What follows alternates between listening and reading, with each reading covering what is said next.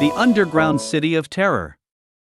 Hamas, a globally recognized terrorist organization led by Yahya Sinwar, has invested significantly in turning underground Gaza into a fortress for terrorist activity. Hamas Tunnel Network is a vast underground city with dozens of access points located throughout Gaza. The tunnels have been a part of the life of Gazans since the 1980s. Before the Gaza Strip came under the control of the Hamas, the tunnel labyrinth was being used for smuggling from Egypt. Later, Egypt destroyed them by flooding them with seawater. However, the tunnels towards Israel were slowly expanded and started being used by Hamas for more sinister goals. These tunnels are of a generally high quality of engineering and construction, with some including electricity, ventilation, intercoms, medical facilities, command centers, and a rail system. Hamas fighters have reportedly lined the tunnels with transport rails to move rockets to locations where they can be launched from firing pads concealed by trapdoors. There are also storage areas said to hold food for a siege, fuel, weapons and ammunition, and even areas to manufacture rockets.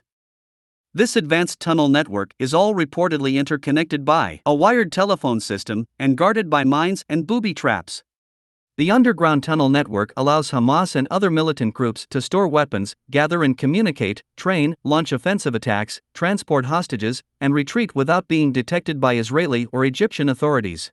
More than 2 million people live above the tunnels, a layer of human life between many Hamas targets and Israeli missiles. Hamas exploits the Palestinian population of Gaza by building tunnels beneath densely populated areas. Many times, the tunnel's access points are hidden between schools, mosques, hospitals, and other civilian buildings. The terrorist organization deliberately embeds its terrorist infrastructure inside civilian neighborhoods, knowing that the IDF is reluctant to strike civilian areas. In 2014, Israeli forces even reported finding a tunnel entrance hidden in a washing machine in a Palestinian home. The Shifa Hospital is not only the largest hospital in Gaza, but it also acts as the main headquarters for Hamas terrorist activity. According to the IDF, the terror group has been using the basic requirements of Gazans such as fuel, oxygen, water and electricity and using them for terrorism.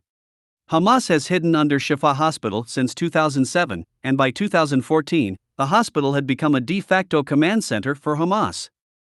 Hamas has also used ambulances during the course of the war as part of its operations. So how did they build labyrinth of tunnels? An officer who served in the IDF's geology unit says they'd begin with a shaft, drilling straight down. Then they'd start to move horizontally. These professional diggers took the unusual precaution of supporting the tunnel with cement arches all through its length. Workers spent 8 to 12 hours a day on construction under precarious conditions and received a monthly wage between $150 to $300. Hamas used electric or pneumatic jackhammers for digging tunnels. Tunnels were dug 18 to 25 meters underground, at the rate of 4 to 5 meters a day.